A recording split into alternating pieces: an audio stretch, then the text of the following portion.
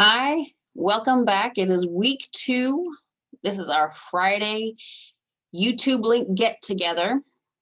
As we've talked about, because we only get to meet one time a week, but we have a lot of information to cover in this class. Our Friday videos are going to cover more lecture, although it's on your own time, and then you will have assignments to do in your own time as well. So I hope this is working for you. Please let me know if you have any questions or concerns. Feel free to email me, text me if you have any questions about getting things done or how we're going to keep working on the class. But so far, so good, I think.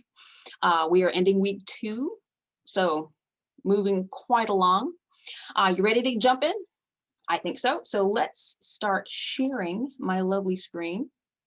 Here I am. And you know what? First thing I'm going to do is move me down here so you can see. Now, your remote assignments that are going to be due Sunday night have to do with what we talked about in class on Tuesday. So I'm going to talk about them right off the bat. And let's see if I can start my slideshow from the current slide. There we go. Whoops. There we are. So our first remote assignment is called Public Speaking Opportunities.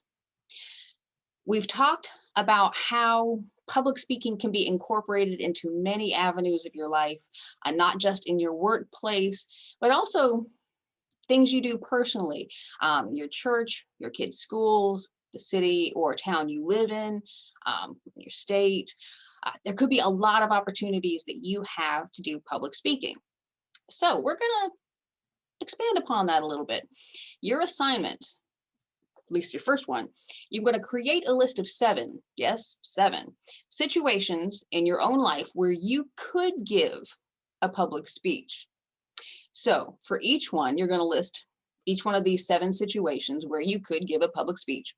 For each one, you're going to give what your message could be, who your listener or your audience would be in that scenario, what the situation would be, what the circumstances, where you'd be located would be, and then what sorts of interference could you expect? And we're talking about external forms of interference as well as internal forms of interference. And we've talked about that in our class on Tuesday.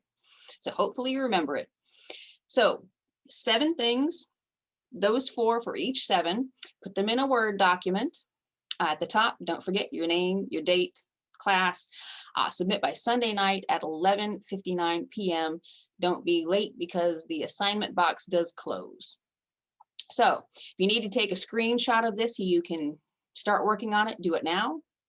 Click. And so we have our second remote assignment coming right up. This one is about ethical and non-ethical public speaking examples. This one might be a little tricky because you're going to have to actually dig a little bit, I think, to find some examples. Just a little bit, though. So we've talked a little bit about ethical public speaking and non-ethical public speaking in our Tuesday class. I want you to go onto the internet, the interwebs, wherever you find videos, and find what? One example of someone who's giving an ethical public speech. They're saying things that are honest and have integrity for the people listening to them. And then I want you to find an example of someone who's giving a non-ethical public speech, someone who's being dishonest or disrespectful of the audience that they're speaking to. So in a second Word document, don't put this in with your previous assignment because each assignment has to be submitted under its own specific link in Moodle. So in a separate Word document that you're going to turn in separately in its own link, you're going to put, the person for each speech, the person who's giving the ethical public speech, then the person who's giving the non-ethical public speech, who they are, and you're going to put in the link. Could be a YouTube link, could be a number of places link. Then with that link, so I can look at it, see who they are, see if it works. I want you to explain why this speech is either, for the first one, ethical, why you think it is, and then for the second one, why you think that's an unethical public speech. Now, if you go into YouTube and you look up ethical or unethical public speeches. And you're like, this one's unethical because it was labeled that way in YouTube. No, I want you to actually watch the speech and explain why it is unethical. What were the speaker's goals? We've talked about that. Was the information presented ethically sound or was it not? How did their delivery, the way they presented the information, contribute to the ethics of the situation in their case? How did their use of language contribute to the ethics of the case? Was the speaker successful in making their case or presenting their argument or explaining their situation? In some cases, you can have someone, remember, who is giving a non-ethical public speech, and yet they can still be persuasive. So perhaps it worked, maybe it didn't. But I want you to use that in part of your analysis. So this is your second assignment. It is also due Sunday night at 11:59 p.m. Don't forget, the window does close right then. Cinderella's coach turns back into a pumpkin and you can't use it anymore. So once again, another Word doc.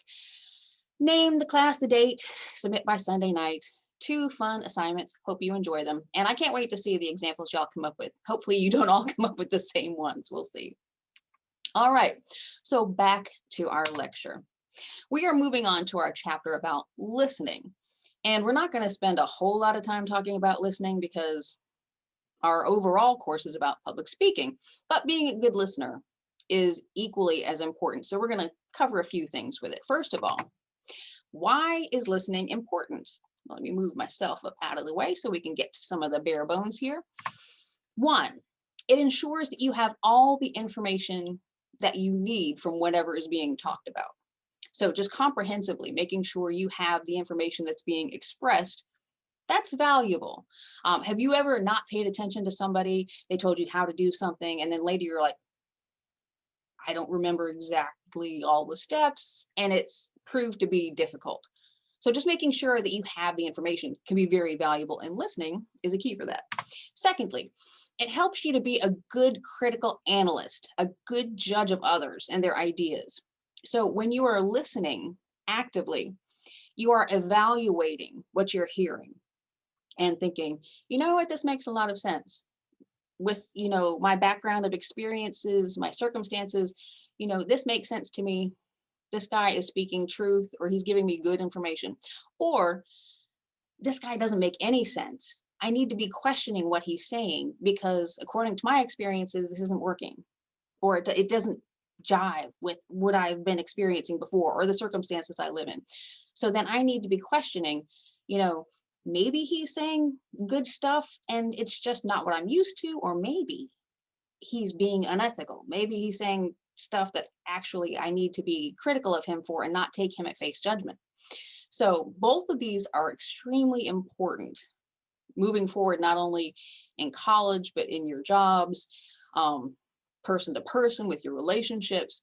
Listening can help you get through a lot of situations that could get you into trouble if you haven't been listening properly. So remember those. Then there are 4 types of listening that kind of we can go over, and you can, as you go through your day, think, okay, this is the type of listening I'm doing now. This is the type of listening I'm doing now. It's kind of fun. Teach it to your kids. First one is appreciative listening. And this is just listening to entertainment, to fun, listening to have a good time, being appreciative of whatever you're hearing. If someone is, for example, doing a stand-up comedy routine, stand-up comedy, public speaking, you can just be enjoying it. Haha, that's fun. That's appreciative. Secondly, we have empathic listening, and this is listening to be a supporter. Someone is expressing something emotional, distressing, difficult, and you are showing support to that person by being attentive and understanding what they are saying, or at least giving the attempt to understand what they are saying and what they are expressing. Thirdly, we have comprehensive listening, and this is listening to make sure you understand what the speaker is talking about, making sure that you get all the terms, that all the steps that they're talking about are in place, that the ideas that are being expressed are understandable. Then fourth, we have critical listening, and this is listening basically and judging the information to make sure that it does make sense, that it is truthful, that it is ethical, that it goes along with what you know about the world. Being a critical thinker, evaluating the messages that are coming to you, and then deciding good information, bad information. I don't understand that information. Maybe I need to look further and then make a determination. So these 4 kinds of listening, really, once you figure out what they are, you can determine what they are in your everyday life, and they can help you figure out, okay, what should I be doing in this case where I am taking in information from somebody else? For example, if someone is going through a really rough time and I'm listening to them talk about their really rough time and how they feel about it, I mean, okay, this is empathic listening. I need to give them my full attention because that is going to show support for them. But also, I probably need to be listening for comprehension to make sure I understand what they're saying so that if they need help later on, I can offer the proper kind of help to them. So there can be more than one kind, but it also can help you determine what your interactions should be. All right, a little more about listening. A good listener has these qualities. 1, they take it seriously. Not a lot of people take listening seriously this day, and it shows. When you're a good listener, people really appreciate that you take the time to give them attention. But there are so many distractions in our world today. It's kind of a given that people are going to be listening with one ear, as kind of the saying goes. When you give your full mind to somebody, you understand them better. You understand what's expected of you moving forward. And people really appreciate that you think that their issue or they are important enough to give your full attention to. Secondly, a good listener actively listens. They think while they're listening. They're all like, they're doing that critical thinking we talked about. You know, well, this person said A to B and then C. That makes sense to me. All right. But then they went to D and I don't understand what that is. So let me continue, but I might have to ask questions to make sure I understand later on. And if I don't, that should set off an alarm bell in my head that something else is going on here. I might not be able to take this person at full face value. So actively listening, thinking while you are listening, not jumping in with the questions, because that can be another whole issue. But when you have an appropriate time asking questions to follow up and make sure you understand, that's a hallmark of a good listener. Thirdly, they avoid distractions. They put down their smartphones. They turn off the TV, or at least put everything in the background. They go to a location where you can give your full attention sometimes. That allows you to be able to do all the things we've talked about previously. And then fourth, they don't prejudge. Going in to a speaking situation where you're going to be listening to somebody, sometimes you're like, oh, this guy, this should be interesting. What kind of excuse is he going to give me this time? Or, this person tends to have a lot of questions and issues, it's just going to be too much for me to handle. And then you're not going to listen properly to them. Maybe what they have to say is actually valid. Maybe it hasn't been before, but it could be in this case. Sometimes, for example, in politics, someone from the opposite party that you belong to is going to give a speech, and this is from that party. Can't wait to see what they're going to come up with this time. You go ahead and give people the benefit of the doubt. Let them prove to you when you're active listening that what they've said is a load of malarkey. But at least give them the attention that they deserve and then make the judgment. So we're not going to prejudge, although sometimes you can kind of get an idea and then later go, oh, I expected that. Sometimes they can surprise you though. And you don't want to miss something because you prejudged what you were expecting. Listening. That's in the books. Don't forget, we do have a test coming up, so some of that information could show up there. You never know. And we're going to actually move on to giving speech information. Hooray! The point of our class. So this chapter is an overview of some of the basics of presenting speeches. There are basically 4 things that go into developing a speech, getting it ready, and then giving it. So the first part is choosing a specific topic, and we're going to dive right into this in just a moment. Secondly, gathering and organizing your information, what you intend to say in your speech. Thirdly, practicing, rehearsing your speech, and that is an important part. You know, some people think I can just stand up, everybody wings it. If you want to do badly, awesome. If you want to do it well, you're going to practice. And then fourth, the actual delivering of your speech. So these 4 steps are always part of delivering a successful speech. I'll say that. Sometimes things are sprung upon you and you don't have time to necessarily practice or rehearse your speech. Perhaps in your brain you can organize things, but for the most part, these 4 steps are going to be involved, especially with what we're going to be doing in our class. So, focusing your topic, and this is extremely important. A lot of times when we talk about, okay, what would you like to give a speech about? The first things that come to our brains are very broad ideas. But usually when you're giving a speech, you don't have a lot of time. Perhaps 4 minutes, 5 minutes. I think the longest speech we're going to be giving in this class is 12 minutes, which honestly is a lot of time. Nonetheless, if I had 20 minutes, for example, and you give a very broad topic, I mean, there are books written about very broad topics, full lecture series on broad topics. We're going to need something very specific that will help us to order the information, help us decide, okay, what information goes into my speech, what information stays out of my speech, and it's going to direct everything you do moving forward. So we're going to take topics from general, those broad ideas, to very specific. First thing we have to decide is, what is the purpose of our speech? And we've talked about a few already.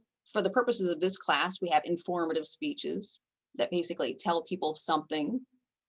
We have entertainment-based speeches, stuff to make people happy. They do some appreciative listening. We have persuasive speeches where we're trying to get someone to either think differently or take an action. We want to persuade someone to do something or to think a different way.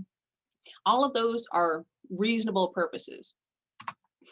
Once you figure out what the purpose of your speech is, if we're still wide open as far as topics to talk about, start with what you know is usually a good way to start. Now, in some classes, they'll start with something you don't know and you'll learn about it, and then you'll public speak about it and you'll learn about that topic too.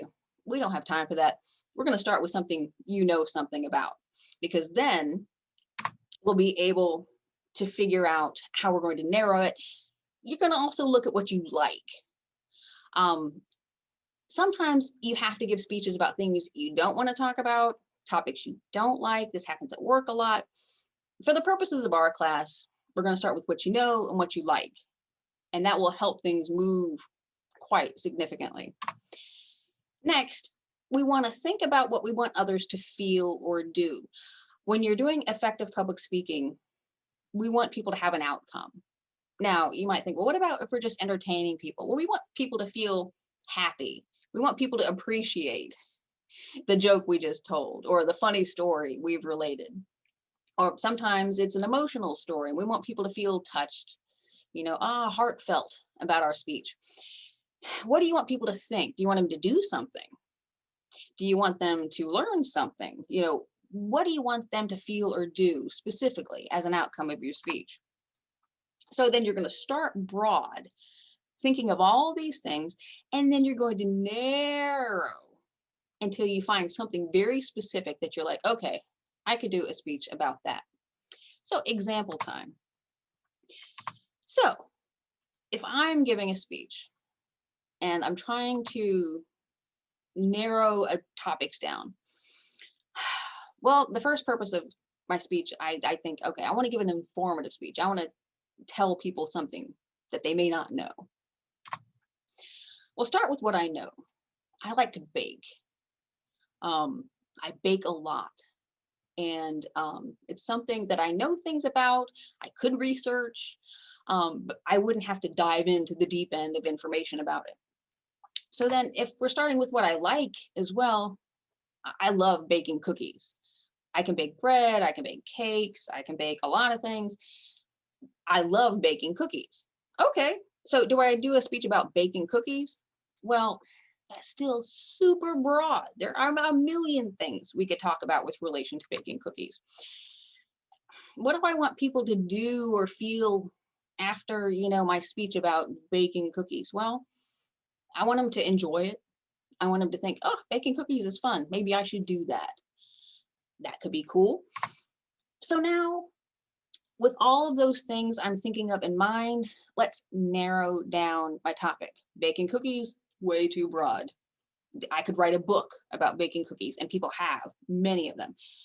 There's a lot you could talk about. So while I was putting this presentation together, I thought let's actually do this. What are all the different things I could talk about with relation to baking cookies? Well, so baking cookies from scratch, cookies for breakfast, improving cookie mix, my famous double chocolate cookies. Awesome. History of baking cookies from other countries, tools for baking cookies, famous cookie bakers in history, baking bar cookies versus drop cookies. And you can't really see that well, but there it is. Baking cookies as a tradition, like Christmas cookies or family cookies, baking fancy cookies. Awesome cookie baking blogs that I follow. Baking cookies with kids, things to think about. That's cool. Mistakes people make when they're baking cookies. Cookie baking for beginners, just the very basics. And because of COVID, I thought of, if you're going to mail baked cookies, there are a lot of things you need to do so that the cookies arrive fresh and delicious. So already, right off the top of my head, I have 1, 2, 3, 4, 5, 6, 7, 8, 16 ideas that just kind of, these are all fairly narrow, but I have to pick one. Okay, well, let's see. I'm looking at my list. Improving boxed cookie mix. That's the one I'm going to pick. Now, even that is fairly broad. If I'm giving a 4-minute speech, for example, that's my assignment. Gosh, there's a lot of things I could talk about with improving boxed cookie mixes. So things I have to think about, am I talking about what kinds of cookies, maybe chocolate chip versus sugar cookies versus brownies? What kind of mix? Maybe Betty Crocker does things differently from Duncan Hines. Do I have to think about that? I don't know. Maybe I could do something about using regular household ingredients, things you already have at home. Or I could do improving boxed cookie mixes using unusual ingredients, balsamic vinegar, orange zest, a lot of things like that could be really cool. Let's see.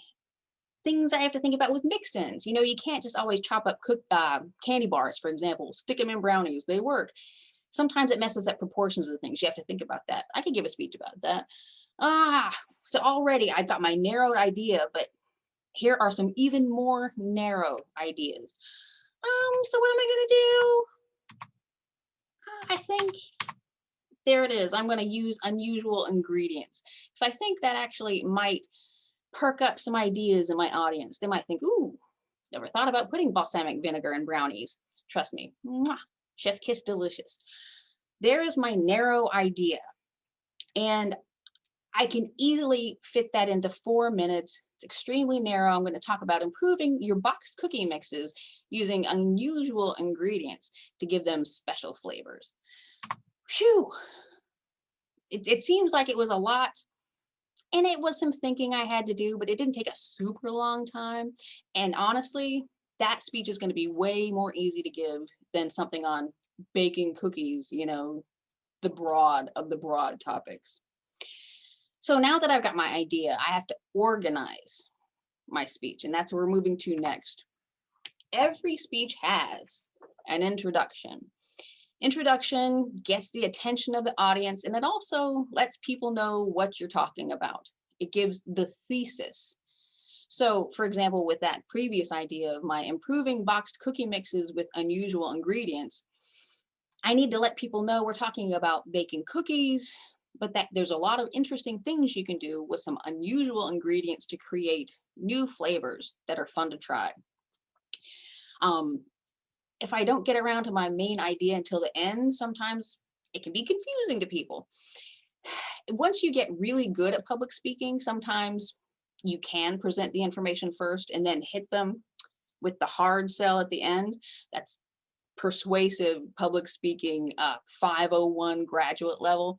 Right now, we're going to keep things simple, put our main thesis in the intro. So then every speech also has a body, and that's all the information that you want to share. The information needs to flow logically. First, this bit of information, which leads you to this bit of information, which leads you to this information.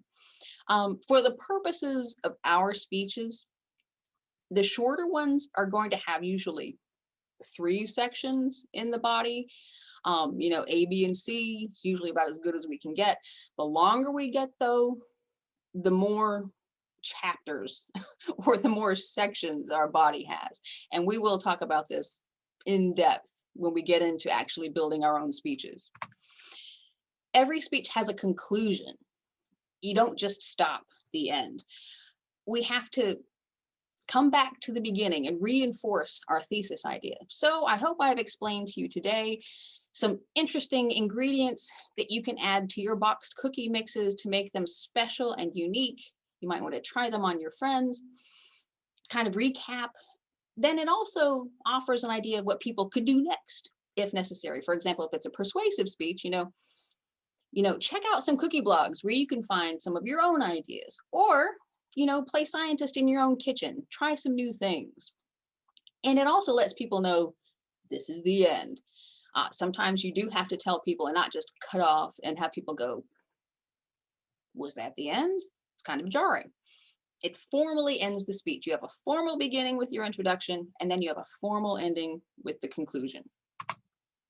So, couple of terms. And when we talk about terms, don't forget, terms always end up on tests. That is a college prediction. Every class you have going forward, if someone defines a term, it's going to show up on a test in some way, shape, or form. And here we go. These are fun terms, though, because people always get them wrong, or at least one of them always wrong. If you ever hear about people speaking extemporaneously, chances are they mean it in the wrong way, and they mean actually impromptu. What an extemporaneous speech is, it's when you present a practiced speech that you've developed from research that has been prepared, and you have an outline that you're using to give the speech. Now, see, a lot of people think an extemporaneous speech is just something you give off the top of your head. No, au contraire. It is an impromptu speech. An impromptu speech, which the word prompt is a big hint there as to what it means. It's giving a speech with little notice or preparation off the top of your head. It does happen from time to time. Some classes in public speaking I've done before, we've had to do impromptu speaking, where you just get a topic and you have 5 minutes to think about what you're going to say, and then you stand up and you give your speech. We're not going to do that in this class. I know people are like, oh, thank goodness for that. Just know what we are going to be doing are extemporaneous speeches. We are going to be preparing them from research that we gather. We're going to organize them into outlines, and then we are going to rehearse and practice them and then deliver them. So extemporaneous is what we're doing here. And if you're out in public and someone says, oh, they were just speaking extemporaneously and it was crazy, you can go, oh, no, I think you actually mean impromptu. And the light bulbs will go on over your head and you'll look super smart. So when we're giving a speech extemporaneously, we want to have an expressive, interested, and positive vocal tone. We want people to be interested in what we're saying. We're interested in it. We want other people to be interested in it as well. We want to hold attention, and that's an important part of delivery. If you're speaking monotone and you don't sound like you're very interested in your own topic, and you're kind of sounding thrilled with yourself and your topic, nobody is going to be listening to that. So we need to actually put some oomph into our vocal style. The next thing of delivery we have to think about is stance, posture. Your stance a lot of times can reflect the purpose that you have for your speech. If you're trying to be entertaining, for example, you can be more casual depending upon the story that you're giving. But if you're trying to be persuasive and you have a serious topic, you really want your posture to reflect the serious nature of what you're doing. So you want to stand head over toes. We want shoulders back, chin up. You are confident, you're clear, and what you're going to say is serious because this is serious body right here. We want to use gestures naturally. Now, I am someone who uses my hands all the time, as if you couldn't notice. What is that movie with Ricky Bobby in it where he's like, I don't know what to do with my hands, and he feels like he has to do something with his hands. You know, honestly, if a gesture is forced, it comes across as forced, and that's not good. The thing is, if you practice and you rehearse enough, then you get more confident with what you're saying, and the gestures will just kind of come out naturally. So we're going to work on that a little bit. Just know gestures are important. They reflect what you're trying to say. They can emphasize what you're saying, but they do need to be natural. You don't want to be like, here is my display, you know. Why would we say that? No, that's kind of, unless you're being funny, unless that's an entertaining speech, and then that works. But otherwise, it tends to distract from what you're trying to say. Eye contact is important. Sometimes people get nervous looking at people and they want to look over people's heads to where people in the audience are like, what are they looking at? They're not looking at me. We're going to work on eye contact and moving it from person to person. And it really helps people to feel like you're speaking to the audience, to them, and not at them. And that's a very important part of delivery. Then getting our nerves under control, extremely important. Every actor, every speaker, no matter how much public speaking they do, has a bit of nerves whenever they speak. That is normal. And actually, it helps give you an edge. It keeps you on your toes. You don't want so much nerves that you just can't even perform properly. You don't want to be so relaxed to where this is just nothing for me. But you don't also want to be paralyzed by fear. And actually practicing, rehearsing quite a bit will help with that. So these are all important things we're going to work on with our giving of speeches, the delivery of the speeches. So we're going to see some examples from some speeches that I have. You might have seen this one recently, and I couldn't help bringing it up. This is Amanda Gorman. She is the Youth Poet Laureate for the United States. And if you watch the recent Joe Biden inauguration, President Biden now, she read a poem that she had written. And let's take a look at it, shall we? The loss we carry, a sea we must wade. We've braved the belly of the beast.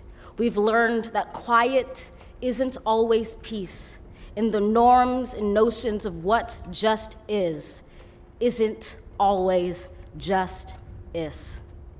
And yet the dawn is ours before we knew it. Somehow we do it. Somehow we've weathered and witnessed a nation that isn't broken, but simply unfinished. We, the successors of a country and a time where a skinny black girl descended from slaves and raised by a single mother can dream of becoming president, only to find herself reciting for one. And yes, we are far from polished, far from pristine, but that doesn't mean we are striving to form a union that is perfect. We are striving to forge our union with purpose, to compose a country committed to all cultures, colors, characters, and conditions of man. That's not a good image to end on. Let's see, there we go. So what did you think of her delivery? Now remember, she's giving a poem. She's presenting for entertainment, but also for enlightenment. And her diction is extremely good. She's got great eye contact. She's looking at all the people in front of her. as scattered as the COVID audience might be. Some people got caught up in her gestures, but quite a lot of poetry, especially if you go to poetry slams and a lot of youth-oriented, urban-oriented poetry nowadays, does emphasize a specific vocal style and gesture. And so they actually, in this case, I think really well emphasized the words that she was speaking, and the rhythm of her speech was very interesting. This is a poem that she had written, a very long one. You can see she didn't even have any notes. This all just came off of her head. She probably memorized it many times before, but she was extremely confident, posture straight up, good speaker. And I think you all saw the reaction. People were talking about this speech for days and weeks to come. People still mention this speech. So delivery here, very positive, compelling, makes you want to listen to more. Next example, former President Ronald Reagan. Probably before a lot of y'all's time, but Ronald Reagan was an actor before he was president. And so he had a really interesting public speaking style, extremely casual, yet serious, great delivery. In this particular example, he's going to be giving what is now known as his evil empire speech, where he talks about Russia and our interactions with them. So let's take a look, and I might move him up a little bit to where after they introduce him, we'll take a little look at him, and then we'll look at we'll talk about his delivery too. A number of years ago, I heard a young father, a very prominent young man in the entertainment world, addressing a tremendous gathering in California. It was during the time of the Cold War, and communism and our own way of life were very much in people's minds, and he was speaking to that subject. And suddenly, though, I heard him saying, "I love my little girls more than anything," and I said to myself, "Oh no, don't say that." But I had underestimated him. He went on, "I would rather see my little girls die now, still believing in God, than have them grow up under communism and one day die no longer believing in God."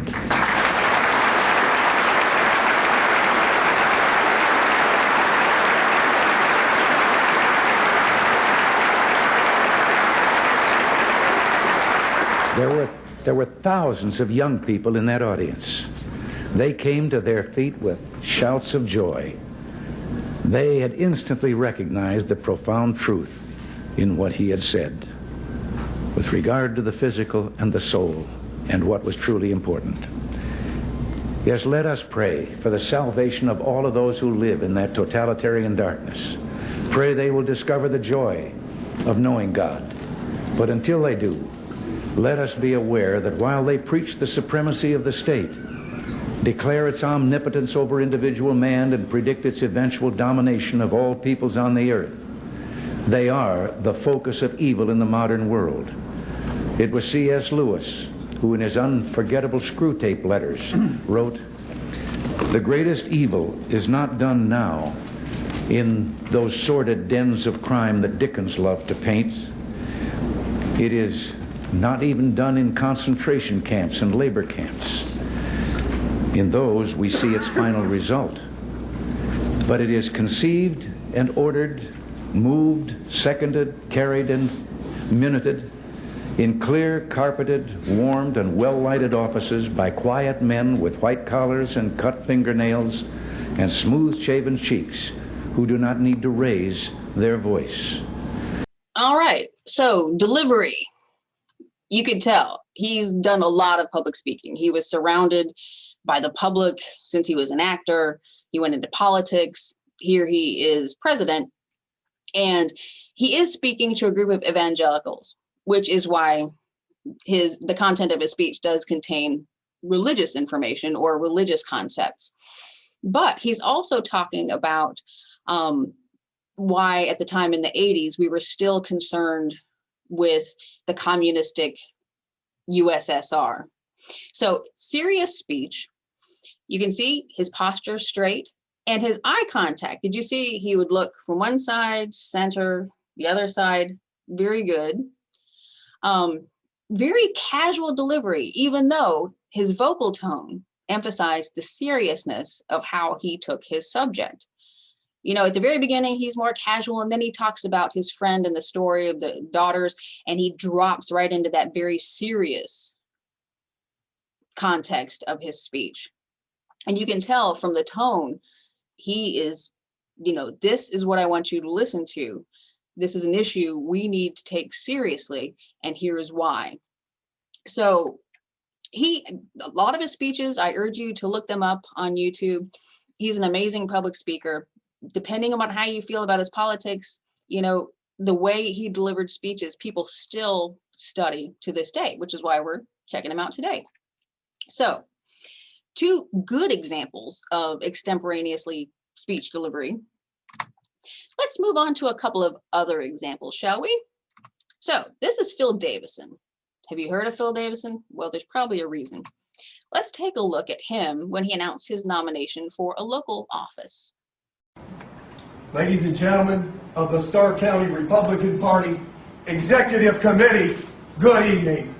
And thank you not only for your attendance, but for allowing me the opportunity to speak. My name is Phil Davidson, and I am seeking our party's nomination for the position of Starr County Treasurer on November 10th, November of 2010, excuse me. In terms of my background, I am from the village of Minerva, where I am serving my 13th year of elected service as a Minerva Council member. In terms of education, I have a bachelor's degree in sociology, a bachelor's degree in history, a master's degree in public administration, and a master's degree in communication. All right, I'm just going to stop Phil right there. Thank you, Phil. So what did you think about his delivery? A little over the top. For one, to me, he comes across very angry. It's like, why am I wanting this job? Why do I want to be a politician? I think he believes it comes across as forceful and aggressive, and it comes across as aggressive, but it also comes across as angry and difficult. I mean, here's the thing, you know, if this guy gets elected, is this the kind of guy you want to be at his office, you know, talking to people like this? You know, he basically is, this is what the kind of person I'm going to be in this office. Is that the guy you want? He paces back and forth. Now, it might have been somebody told him, you know, if walking casually when you're in front of a crowd is a good idea, and it can be. If you're giving a long speech, you know, casually from one side to the other, absolutely fine. You don't have to be behind a podium the whole time. He kind of paces like, you know, a predator in the zoo, back and forth. And you can tell he's not super prepared. He makes a mistake. He has to rely upon his notes quite a bit. He just comes across very scattered and disjointed. And honestly, if this is all I knew from, I couldn't vote for him. I'm just saying. Now, maybe his opponent was way worse and you got to go, oh, which one? But it's interesting that he also says he has a master's degree in communication. It wasn't in public speaking. I'll tell you that right now. So Phil, you know, not great delivery for his speech. Let's look at Michael Bay. Now, Michael Bay is a movie director, does action movies. And he was invited by Samsung to come give a speech. And so he does. But let's take a look at how that press conference goes. And trust me, this will not take a super long time.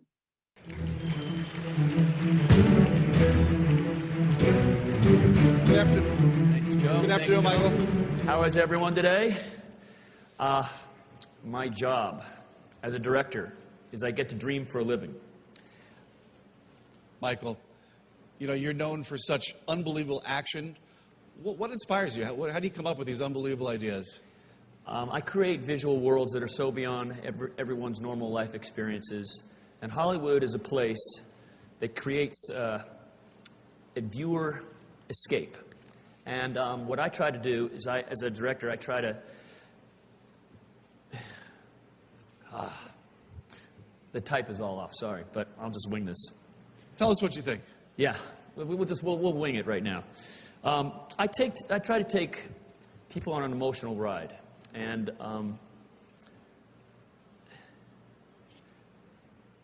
The Curve?